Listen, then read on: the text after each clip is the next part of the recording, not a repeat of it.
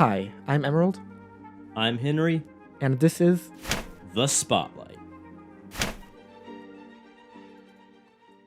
Old, the new horror/thriller written and directed by Night Shy himself, based on the graphic novel Sandcastle by Frederick Peters and Pierre Oscar Levy.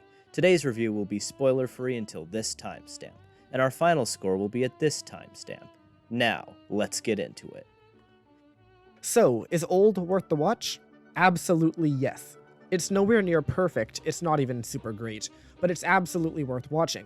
And before we get into the specifics, I just want to say that the trailer did this movie dirty. The trailer had me laughing with how stupid it looked, but after seeing the movie, I can say that the movie itself is significantly better than the advertising campaign that preceded it. And by no stretch of the imagination is this a perfect movie. It's very messy at times, but it's also very interesting and a fun movie. A movie that pushes the boundaries in a way that can be expected from an M. Night movie. A few people are saying this is another Happening, but no, this is a fairly strong movie. And while not nearly as good as a masterwork like Unbreakable or The Sixth Sense, it's nowhere near his worst work. It has all the staples of an M. Night Shyamalan movie, except for one, but we'll get into that during the spoiler section of the review. There's some clunky dialogue for sure, but also some stunningly beautiful locations and set pieces, an extremely interesting and thought-provoking concept, and some very nice cinematography. All in all, it's a very divisive movie that's going to annoy a lot of moviegoers. However, personally, we think it's a fine movie.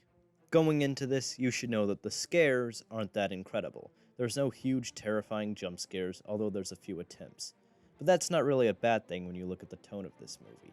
Shyamalan masterfully builds tension and a general feeling of malaise throughout the movie.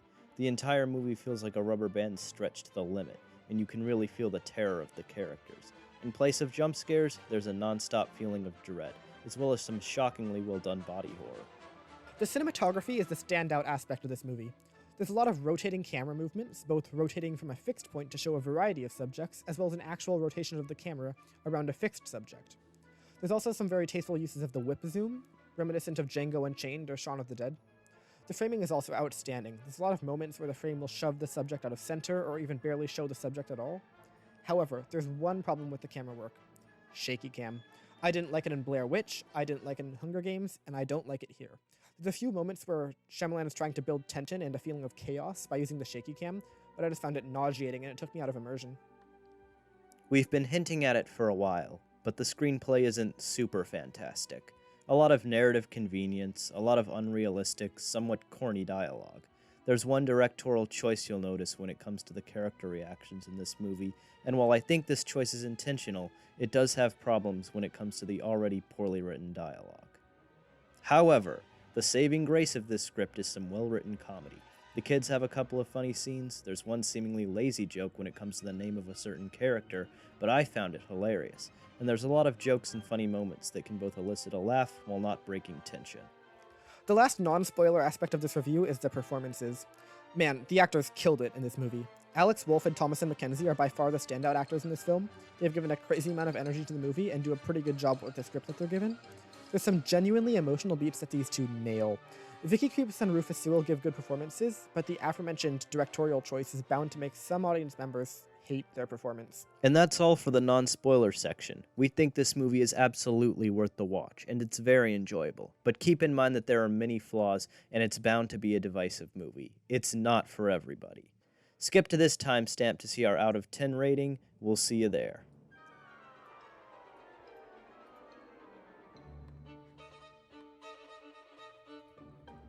We couldn't get into the screenplay that much without spoilers, but now we can kind of deep dive into places where the screenplay just really didn't work for me. So from the very first scene, you can tell that the dialogue is going to be messy.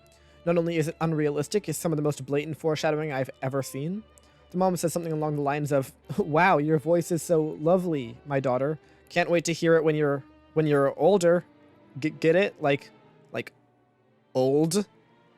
And there's a similar line too, also said by the mom in that car ride, and throughout the movie, the dialogue continues just to be subpar. And then the directorial choice we mentioned comes into play. It's the fact that most characters don't have any reaction to anything. Most characters retain Wes Anderson levels of indifference when it comes to reactions to serious events. While I think this choice is intentional, and as a Wes Anderson fan it doesn't bother me, I can see why it confuses and upsets a lot of audience members. I think M. Night Shyamalan intended for characters not to react, but I think a lot of audience members don't get or understand it properly. And It raises a lot of serious concerns throughout the movie. And while the acting is good, the characters are not.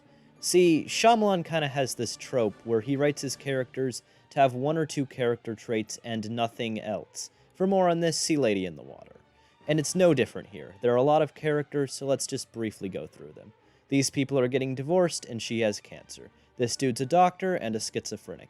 This lady is obsessed with being pretty and has a calcium deficiency. He's a nurse and a swimmer. She's a therapist and an epileptic. He has a blood disease and a funny name. The kids are smart, and Shyamalan is Shyamalan. Sensing a pattern? Also, the only reason why the kids are set up to be smart is so the ending works. Basically, the kids go around asking random adults their names and occupation, something no child would ever do. This is so at the end, when they escape the beach, they can go find this guy that told him he was a cop and have him call his buddies to arrest the place. But they could have done that themselves. When you stop to think about a lot of stuff in this movie, it doesn't make any sense. But let's talk about the standout part of this movie, the cinematography. It's very difficult to say that this movie isn't made with some masterful filmmaking, starting with the camera work. There's a few brilliant uses of the tracking shot, especially in the first hotel room scene. The camera set outside the room tracking back and forth, viewing characters through the windows as two different conflicts play out on opposite sides of the house. And this technique is used later on the beach. Another good use of camera work is with camera rotations, which we mentioned earlier. It's just a visually nice change from what you'd expect. There's two really good uses of rotations. The first is when the group stands in a circle on the beach discussing possible plans. The camera rotates around them from a fixed point in the center of the circle. It's a great way to break up the monotony of a shot reverse shot, especially when there's a number of group members talking at once. This reminded me of a scene in Tenet where John David Washington, Edward Cullen, and that other guy who I forgot stand in a triangle, and Nolan rotates the camera around them as opposed to cutting back and forth. It's just a fun way to add diversity to your camera work. The other instance combines with outstanding sound design when Priska loses her hearing. The camera fixes on her face and rotates around her as she turns in place, then back in silence while she covers her ear. We'll get into the sound design later, but this is just simply brilliant looking filmmaking. Another great part of the cinematography comes with perhaps M. Night's greatest talent, framing. Unbreakable is famously good framing, creating comic panels everywhere in the movie, as well as showing Sam Jackson in reflections as often as possible. You know, glass. In this movie, there's a few fantastic techniques M. Night utilizes.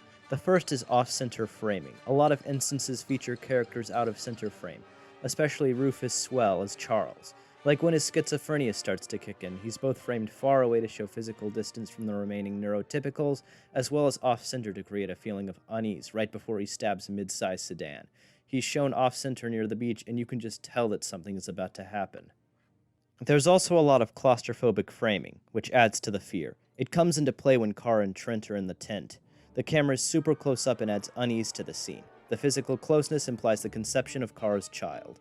There's also some very tasteful framing when the camera cuts away from the body horror, to show characters' reactions, like when they cut out of the tumor. It's just a very good-looking movie. Another great aspect, the sound design.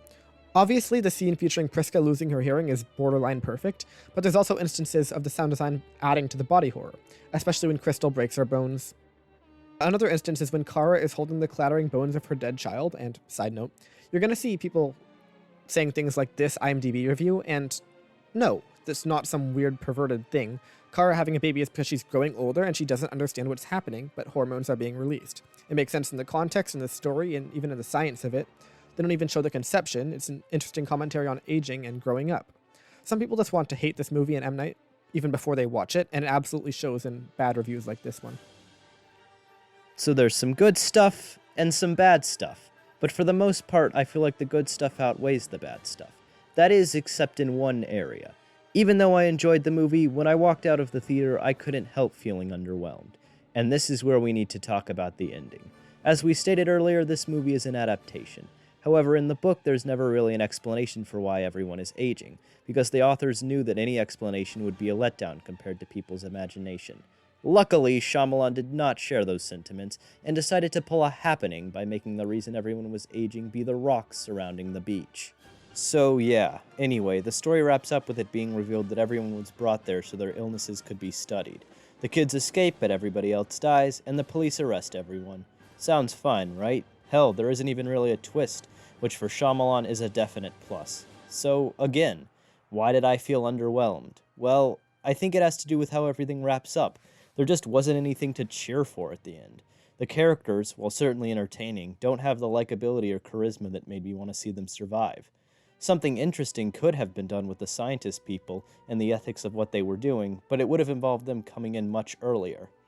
You could argue that the point of the movie was the message of getting older and the effect it has on one's life, but that idea isn't really shown in a convincing way. So yeah, good movie, but in retrospect, very little to justify further thought. That being said, we think this movie is pretty good. Not great, but worth a watch. It's a good addition to Shyamalan's filmography, and it's not for everyone, but we think you should check it out. So here's how our movie grading scale will work. A movie is scored out of 10 with decimals. 5 is average, 10 near perfect, and 1 is terrible. 6 to 7 for a good, better than average movie, 8 to 9 for an incredible, life-affecting movie, 3 to 4 is for a forgettable movie, 1 to 2 for a terrible movie, and 0 is for Artemis Fowl. And our final rating for M. Night Shyamalan's Old is 6.1 out of 10. It's not perfect, but at least pushes boundaries. Nice job, Nightshy. Alright, thank you for watching. Check out Old and let us know what you think.